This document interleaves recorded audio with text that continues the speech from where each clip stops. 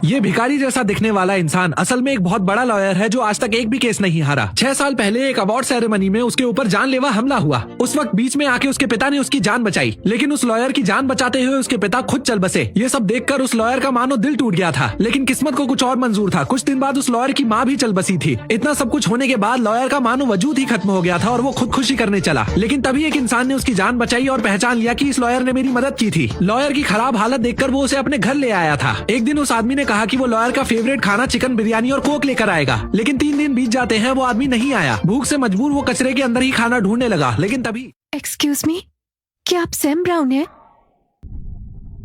Mister brown hello, मैं हूँ lily Roy, एक वकील, और ये मेरी असिस्टेंट है ज़ारा सिंह। हमको आपसे मदद चाहिए। बिल्कुल नहीं। बॉब का एक्सीडेंट हुआ है। क्या कहा तुमने? कल रात आप बॉब से मिले थे ना? हाँ, तो क्या आप बताएंगे उस वक्त वो कैसे थे? वो बिल्कुल ठीक थे। उनसे फिर से मिलने का प्लान था मेरा, लेकिन आखिर हुआ क्या? कल रात बॉब साइड में जल गए और अब वो कोमा में है। मालिक कहते हैं कि सुसाइड था, लेकिन हमको जो जानकारी है उसके हिसाब से ये क्लियरली एक एक्सीडेंट था। क्या आप कोर्ट में गवाही देंगे कि बॉब का सुसाइड करने का कोई इरादा नहीं था?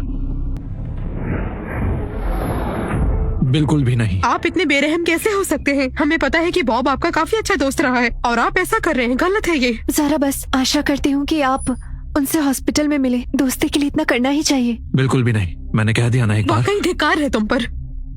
अगर ऐसा है तो कोई बात नहीं, इन पैसों से कुछ खा लीजिएगा। रुको जरा, मैं भी चलता हूँ। मेरी गवाही का कोई भी फायदा नहीं है, उससे तो कुछ भी प्रूफ नहीं होने वाला। और वैसे भी आजकल मजदूर कॉन्ट्रैक्टर से काम लेते हैं और एम्प्लॉयर के साथ कोई कॉन्ट्रैक्ट नहीं होता। तो मैं जाके देखो, ऐसा है कि तुम अपना दिमाग मत लगाओ, ये सब हमारा काम है। ज़रा चुप, माफ करना, हम काफी स्ट्रेस्ड हैं। सॉरी अगर आपको बुरा लगा तो। मेरे पापा की हालत के जिम्मेदार है हरी कंस्ट्रक्शन कंपनी। ना उन्होंने पैसा दिया, ना मेडिकल फीस। ओए लड़की, अगर तूने ये फिर से किया तो मैं तुझे जेल भिजवा दूंगा। सुनो रिया, बस अब तुम शांति से ये केस वापस ले लो, वरना। पापा से दूर रहो। पापा हट यहाँ से बेवकूफ। ये सब क्या हो रहा है? आगे से मेरी क्लाइंट को हाथ मत लगाना, वरना जेल भेज दूंगी। अरे रे रे रे, अरे तू है कौन जो हमें जेल भिजवाएगी? अच्छा मजाक कर लेती हो। मिस्टर विल तो 95% केस जीतते हैं, जल्दी वो गोल्ड मेडलिस्ट भी बन जाएंगे।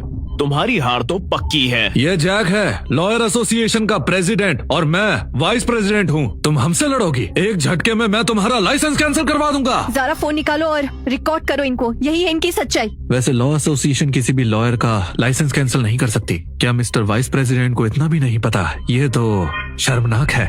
इस भिखारी को अंदर किसने आने दिया? तू है कौन साले? बकवास कर रहा है, निकल यहाँ से। अंकल सैम, वो देना हारी कंस्ट्रक्शन का लीगल नोटिस तुम लोग संभाल कर रखना, क्योंकि हम लोग रिया पर केस करेंगे। उसको ना सिर्फ वीडियो डिलीट करना होगा, बल्कि भारी जुर्माना भरना होगा, पूरे 2 करोड़ का। तो रिया, तुम सोच लो कि पैसे कैसे इकट्ठा करोगी। अपने पापा के इलाज के और जुर्माने के भी तगड़े पैसे मिलेंगे हमको।